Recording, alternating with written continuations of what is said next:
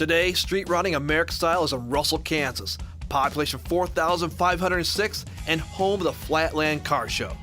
Cars and trucks of every style showed up today, and we're going to find as many of these rides as possible. So stay tuned because Street Rotting American Style is next. Support for Street Rotting American Style is provided in part by BG Products Incorporated. BG Products is dedicated to the development of preventative maintenance service in vehicles for consumers and fleets. BG Products provides the driving community with products and services of automotive maintenance. More information can be found on the web at bgprod.com and bgfindashop.com. And Ren Radio. Ren Radio can be heard from the web on your computer or smartphone, playing oldies from the 50s, 60s, and early 70s. Oldies like Elvis, Chuck Berry, and the Skyliners, and many more. Nothing but oldies. Ren Radio is online all the time, on the web at wrenradio.net. Street rotting's an art. It's a passion. It's a lifestyle. Guys and gals of all ages in communities all across this great land of ours are designing and building street rods that deserve a thumbs up. Our mission? To find these works of art and showcase them so that this passion is never lost, because street rotting is more than just a hobby, it's an addiction. This is Street Rotting American Style. Erica, we just got here for the Flatland Car Show. How many cars are you expecting? Hopefully over 100, close to 150 Really? this year. Yeah. 150 this year. We're hoping. What's your normal? In the last, we've had close to 100. One year we've had 133, so it just kind of is in that range. Great. So you're hoping for a record year today? Yeah, that would be great. You think it's going to happen? I hope so. The weather's going to be beautiful. Oh, it's great, dude. Yeah, it is. Now, the cars are already packed up. I mean, you got a great turnout. How many years have you been doing this? I've been doing it for about 3 years as the chair, but we've been doing it for 5 now. And did you just volunteer to do it, or did you get elected to do this? Kind of got elected. Did you really? Yeah, I did. So are you hesitant about doing this kind of stuff? Well, considering I didn't know much about cars, I didn't know that I would really do well for this, but I guess they figured out I don't have a problem telling people where to go and what to do. So that's the keynote right there, isn't it? That's right. You're the boss. Yeah, I guess. So you took it from home and now to the streets. That's right, we did. Well, we're here in the streets of Russell. Si and myself, we're going to go out here. We're going to find some cars. We can't wait.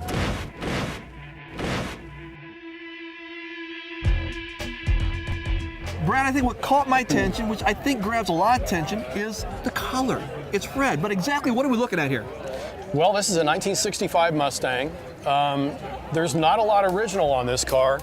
This was a vision of somebody. It was a customized car. I did not build the car. So you did not build this? No. So your love for it was something you saw and it just something you wanted? Yeah, I was at a classic car auction, Mecum auction in Kansas City. Okay. Bought the car 5 years ago. They had a lot of Mustangs for sale that day, but there's something about this one that appealed to me. It has a kind of a sinister look. Let me ask this question then. What makes it a sinister look? You know, for me, it was the stance of the car. It's also the black rally stripes. Yeah. And the wheels. It's the real dark wheels, just with a little bit of chrome on them. Right. So just something about the car, like I said, sinister. It's not original, but it appealed to me. Yeah, matter of fact, you said there is a lot of things not original. Let's start with this hood scoop, because this is not a hood scoop that would normally be seen on a 65 Mustang. Yeah, and this is a very early 65 Mustang, but yeah, you're right, there's very little original. This is a Shelby style hood. If you look at like a 65, 66 Shelby GT350 car, it'll have a hood with that little scoop on it, just like that. Same thing with the deck hood, the spoiler is also a Shelby style thing. So, yeah, because the spoiler on it really adds another dimension to it, because the 65 did not have the spoiler on it. I think the other thing that really kind of made me turn my head is on the grill, it says 302, but in 1965, it did not come with a 302. What did it come with? Very good, you're right. I mean, early on when they started making Mustangs, an awful lot of them had straight sixes. They were economy cars. Okay. But you could get a V8, and to start with, they had 260s. You got also that grill is not stock either. Correct. What's different about that grill? You know, early Mustangs, well, for many years, Mustangs were recognized from the front by they had a cross bar, Yes. a vertical one, a horizontal one, with a Mustang emblem in the middle. Shelby cars don't have that. It's just an open mouth grill. So if you look at this, it looks like a Shelby from the This front. does too. look like a Shelby. Yeah. You're right. You have the rally stripe that coming down the middle, but you also have the rally stripes on the side. But these Yeah. are a little different too that you never see on a Mustang. That's right.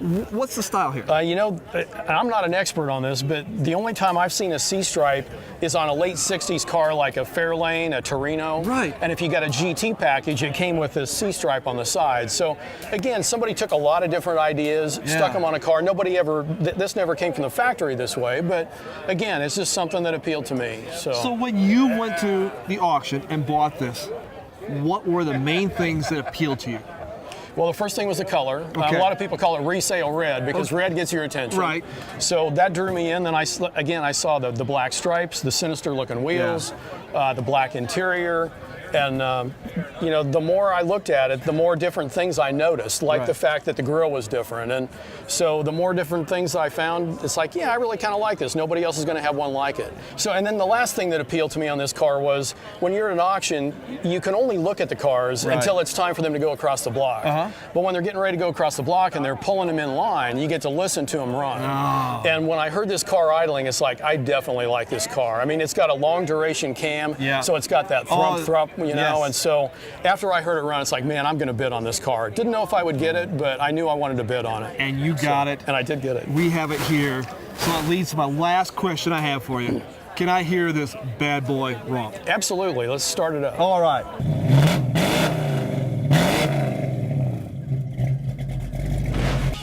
Today, Joey is schooling Cy in Turbocharger 101 with his 73 Datsun 240Z, and it's coming up on Street Rotting American Style.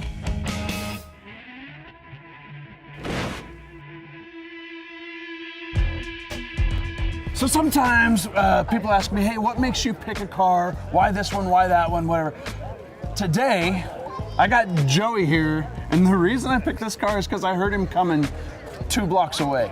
And I thought, holy cow, what is that? And then I saw it, and it took me back to high school. So Joey, what are we looking at?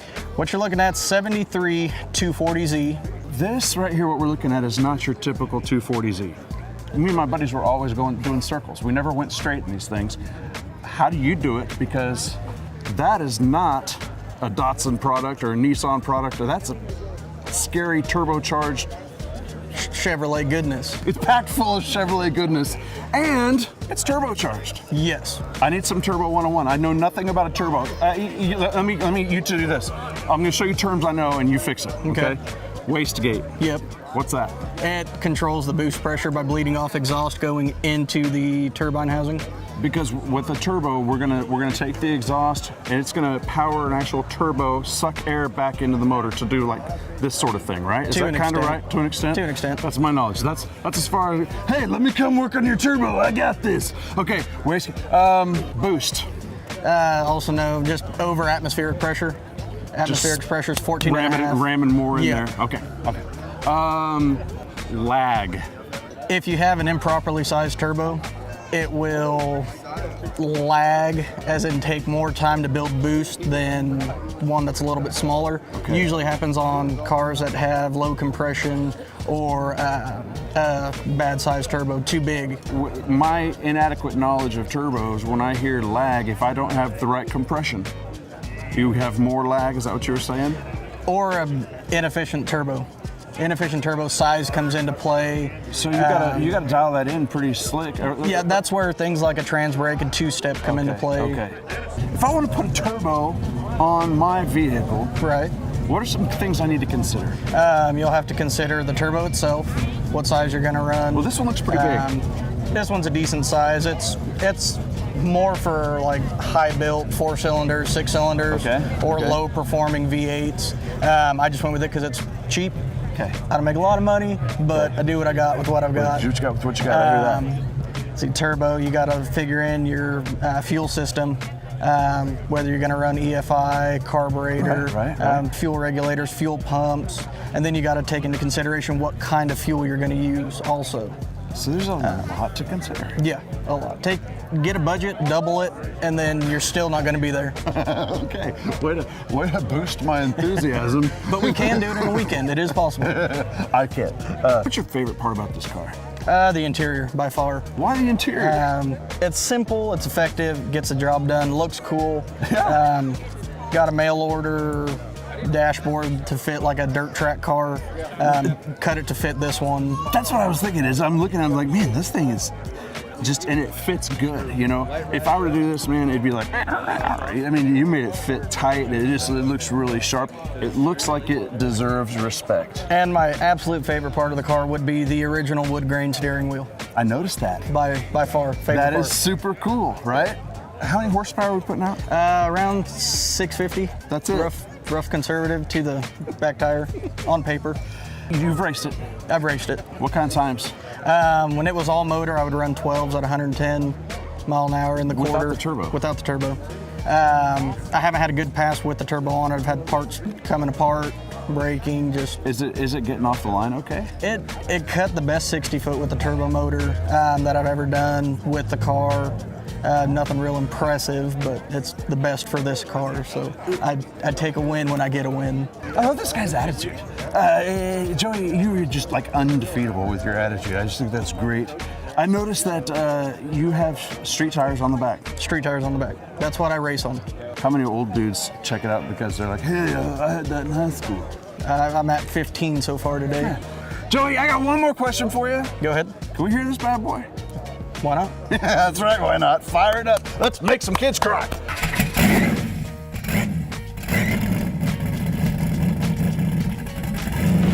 Steve, Cy and I were just doing quickie interviews right now, and we're finding just the ones that kind of turn our attention.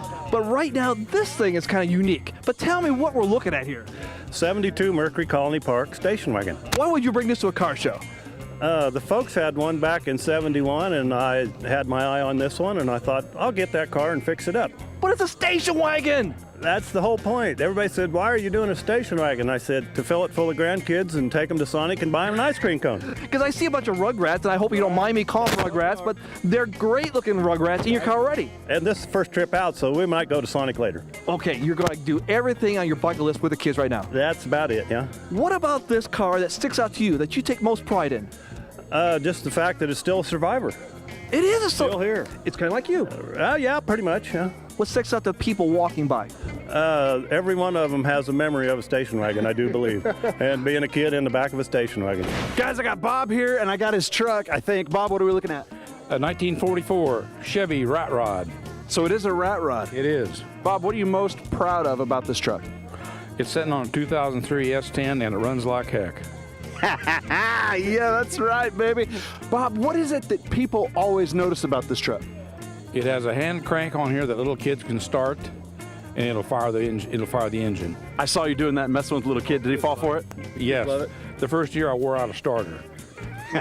That's awesome.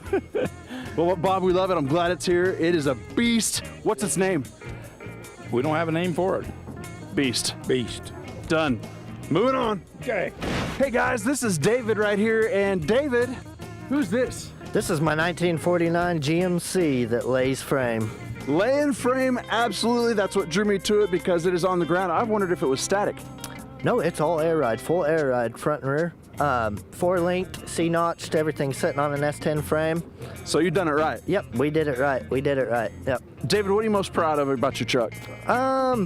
Just the overall looks of it. You know, I've always been a big fan of the old body styles, you know, 50, 52 Chevys, but I've also really been drawn to the GMCs. The GMCs just have a special look to them with the grills and everything, and you just don't see a whole lot of them anymore. Well, you sure as heck gave this thing a special look. It looks really sweet. So I got another question for you. What is the thing that draws people to it, you think? I think just as low as it sits, just the fact that it's low. You know, I get a lot of people that always ask me if we're going to restore it since I've got a shop and everything. And no, you know, that's how it's sitting. I mean, you know, the rat rod scene's huge right now. And it's just a cruiser that, I mean, and it grabs attention. That's what it's made to do, and that's what it does real well. It sure does draw the attention. It drew mine. It drew yours. We're moving on. David, thanks for bringing it out, brother. Not a problem, Dave. Yes, we know, rat rods. You either love them or hate them. But we also know that Scott loves his, and we have it next on Street Rodding American Style.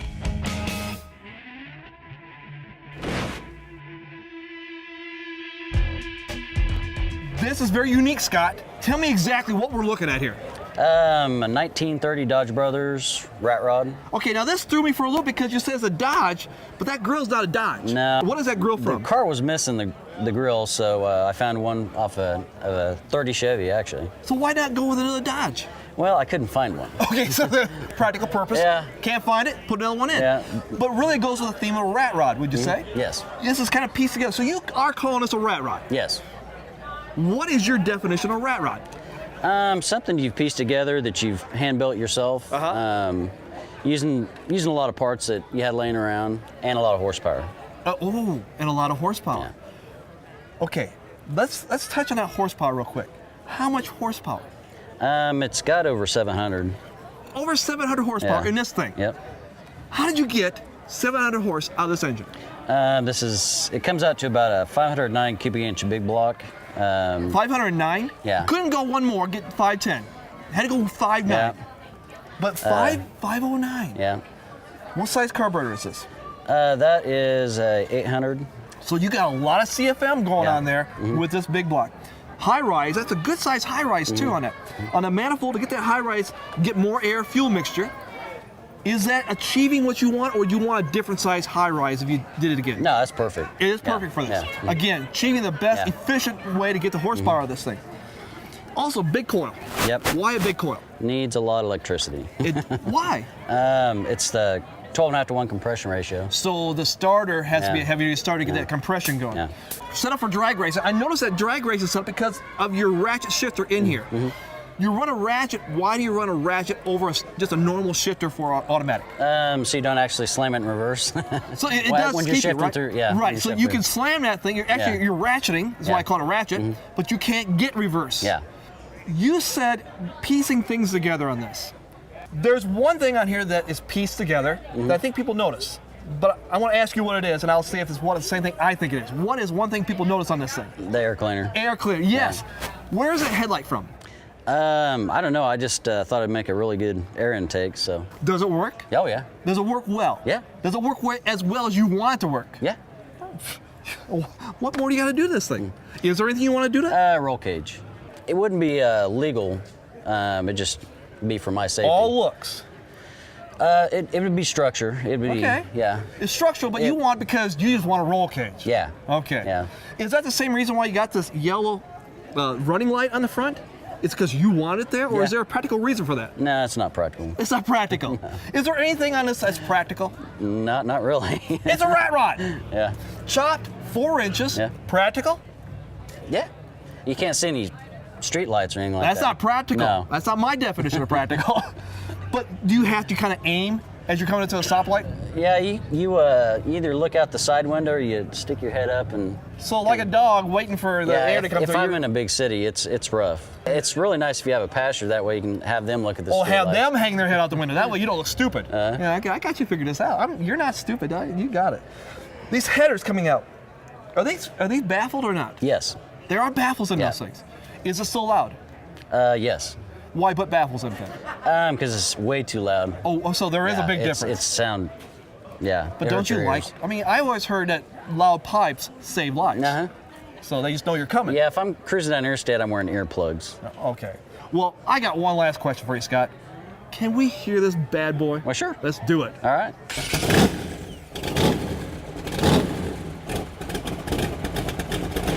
Guys, I found Troy, and this is his car, and it's pretty sweet. Troy, what are we looking at? We're looking at a 1980 Chrysler Super CMX. It's one of 200 and one of one that has the Chrysler 300 badging on it. What? So this isn't just your regular run-of-the-mill car? No, this was actually built as a prototype car, and Chrysler used to take it around to other dealerships when they were trying to get back into NASCAR racing. It was going to be their actual themed car for NASCAR, and it didn't take off, and then the car was actually turned over to a museum for quite a few years. Really? So it's been sitting in a museum for a little while? Yes, it has 64,000 original miles. It's unrestored, original interior, original drivetrain. What it came with in 1980.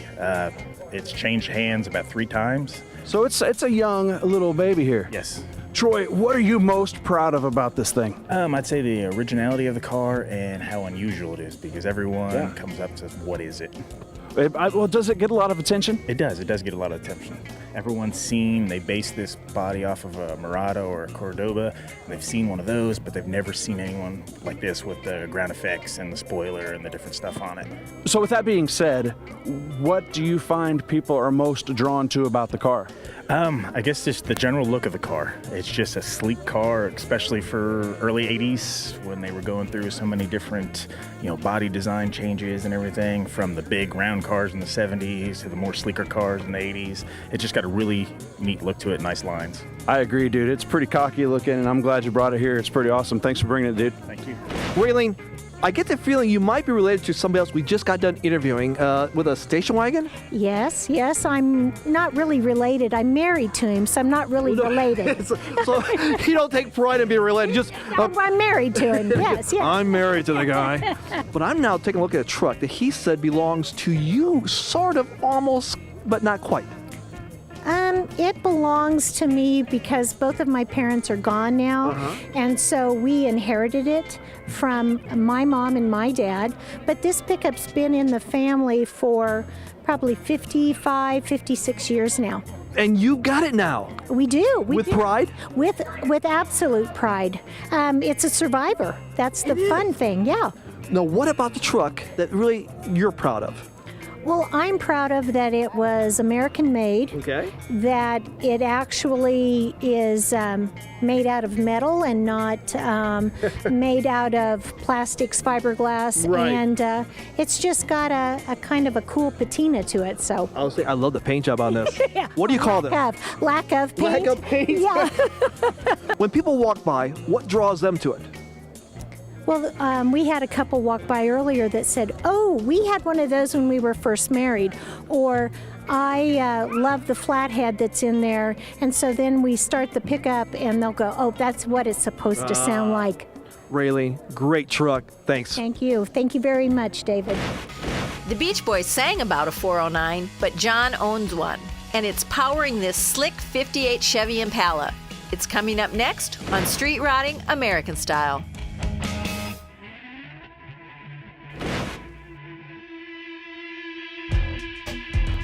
John, what is this? What am I looking at? It's a 58 Chevy Impala. It's a 409, man. It's a 409. She's real fine. It's my 409. Why did the Beach Boys write a song about a 409? It's just a popular engine. It's nostalgic. Back then it was new, but now it's nostalgic. Right. You open the hood on a 58, you expect to see the W block. What's a W block? It's a 348 or a 409. Okay. And I went one step better than the 348. You just went up to a 409. Correct. So how, if I was walking up, if I'm a car guy and I'm walking up and you've got it's a car show, everybody's got their hoods propped up, how do I look at it and be, that's a 409 without cheating and looking on the hood? How would I know? The main way is the dipstick on the 409 is on the passenger side, 348 it's on the driver's side. That's just a simple, quick easy little cheater. Yeah. John, I don't know if you've noticed or not, but from grill to bumper, this thing is beautiful. It's just flawless. If it's me, I go to the car show, I'm like, man, that's a really cool car. But you go to this thing, and it's like, it's done. Everything has been done and gone over. The inside of the engine compartment, the interior, your trunk, the inside of the trunk, or the boot if you're from across the pond. It's amazing. How does that feel? Makes you feel good. You did it. Yeah, I mean, I'm just now noticing these body lines. I mean, look across that. I mean, it starts off right here. This wouldn't have been stock. No, that's not stock at all. No, we're not gonna have that, but it's awesome. But look how it just traces and comes right off the back. I mean, did you do that? Was that your plan, or was it that way when you got it? Wind tunnel ready. It is wind tunnel ready, man. Heck yeah. What kind of horsepower is this thing putting out? It was dynoed. That's at 500 horse and 500 foot-pounds of torque. Oh, wow. That'd just be awesome. You got these dual quads in there, and it's a progressive linkage, right? Correct. And so that means when you're putting around, you're running off of the back carburetor. Do you do much putting around? Oh, when I pulled in here. When you have to. But then when you want to romp on it, I don't know why I'm holding my hands here. This is carburetor talk. And when you talk about carburetors, you hold your hands like this, guys. But so you start off with 4, and Progressive Link, when you decide to lay into it a little bit, it'll open up all 8. Correct. So is there a big, significant power band difference when that kicks in? Can you feel it, or do you not even know? You can feel it. You can? Yes. That sounds like fun. It is fun. Is this a street rod? Yes. You're darn right it is. So, John, I got one more question for you. Okay. Can we hear this bad Sure, boy? absolutely. I'm excited. I think we should fire it up. And I want to hear all 8. Sounds like a plan. Yeah.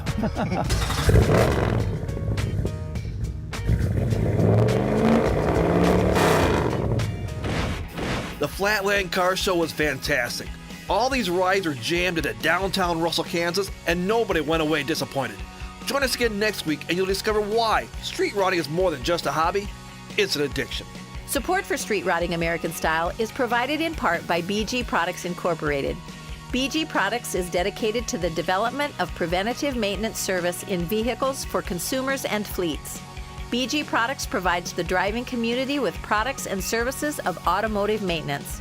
More information can be found on the web at bgprod.com and bgfindashop.com. And Ren Radio. Ren Radio can be heard from the web on your computer or smartphone, playing oldies from the 50s, 60s, and early 70s. Oldies like Elvis, Chuck Berry, and the Skyliners, and many more. Nothing but oldies. Ren Radio is online all the time, on the web at wrenradio.net.